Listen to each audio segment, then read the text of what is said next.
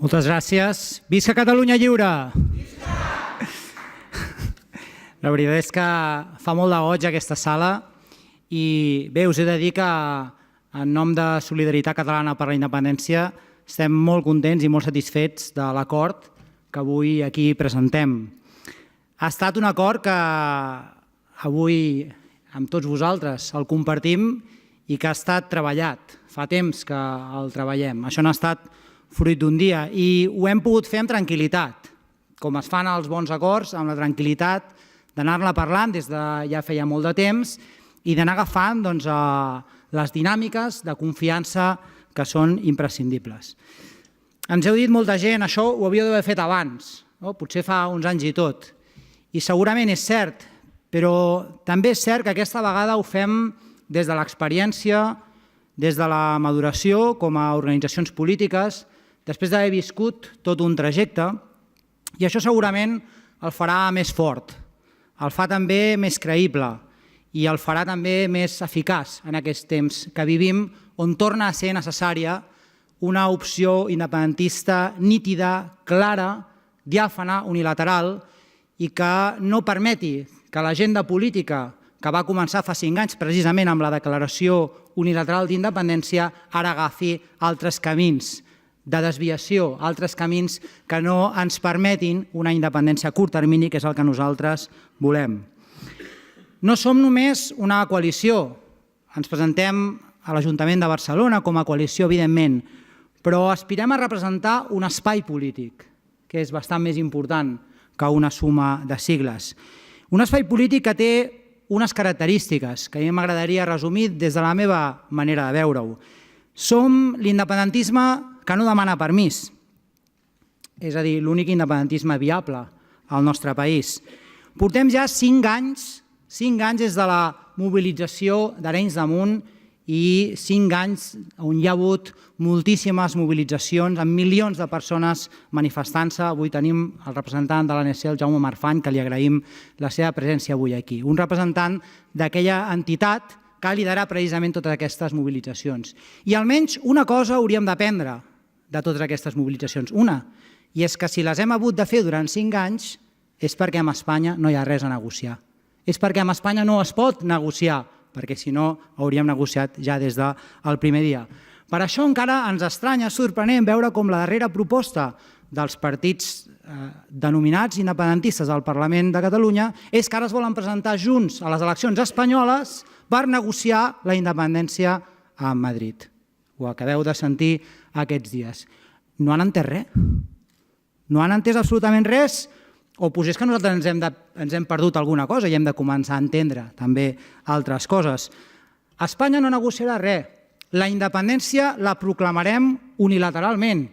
I llavors potser Europa agafarà per les orelles a l'estat espanyol i l'asseurà a negociar el repartiment d'actius i de passius amb Catalunya.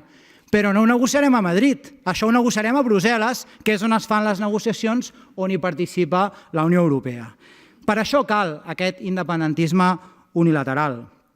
Som també els que ja no ens agrada queixar-nos més, ja ens cansa el victimisme. Ja no ens queixem de que hi ha independentistes que els persegueix l'agència tributària perquè són independentistes i no defraudadors fiscals. Ja no ens queixem que hi ha independentistes que es queixen que els persegueix la justícia espanyola per independentistes i no per corruptes. Ho tenen molt fàcil. Si tenen majoria absoluta al Parlament de Catalunya, aquests independentistes que declarin la independència.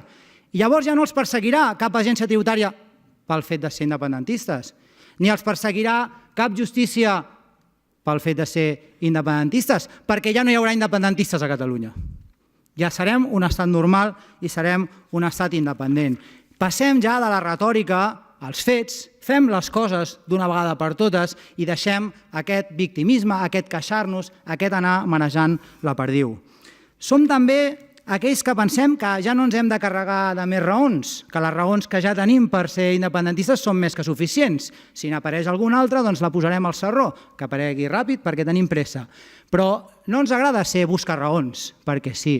Som aquells independentistes que ja sabem que les raons el que fan és esclafant-nos, aixafar-nos, no deixar-nos caminar, i el que hem de fer precisament és utilitzar-les per consumar d'una vegada per totes el nostre projecte i començar a caminar. I som aquells que diem que dilatar la independència a la recerca de l'indecís perdut doncs ens està portant molts problemes. Perquè aquests que ara diuen que no es pot fer, tot i haver-hi una gran majoria social en favor de la independència, que no es pot fer ara perquè estan a la recerca de l'indecís perdut, resulta que el que estan aconseguint, que és el que indiquen totes les enquestes, és que cada vegada hi ha més indecisos que fa poc estaven decidits a fer la independència. Llavors, al final, resulta que la recerca de l'indecís perdut és com un cercle viciós que et fa cada vegada haver de cercar més indecisos que tu mateix vas creant cercant els indecisos que tampoc sabem ben bé qui són, perquè després de tants anys tothom ha pres posició en aquest debat i precisament les pròpies enquestes indiquen que aquell no sap no contesta cada vegada és més ridícul.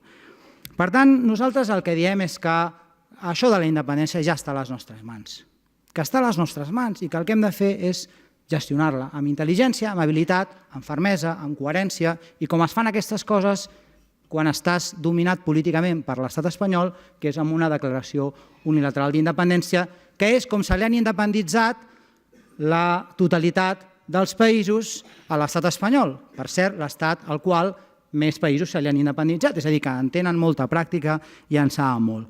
Ja no ens queixarem més, ja no direm allò de és que és el Duran i Lleida qui té la culpa.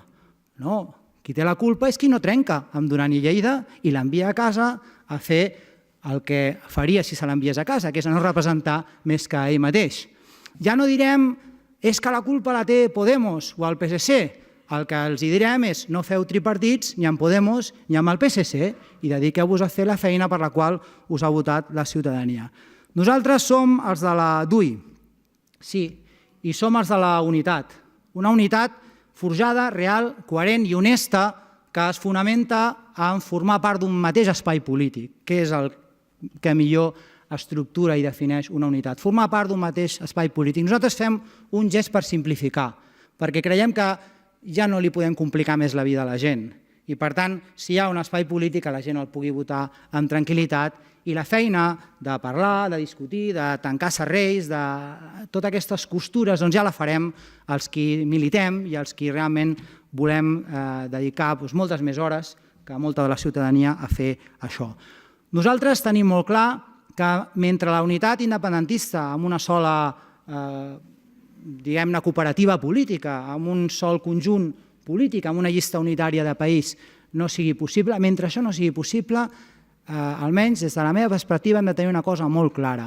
L'única manera que Convergència i Esquerra realment es posin a fer la independència unilateral, la independència ràpida a curt termini, és si tenen un pol independentista que els obligui.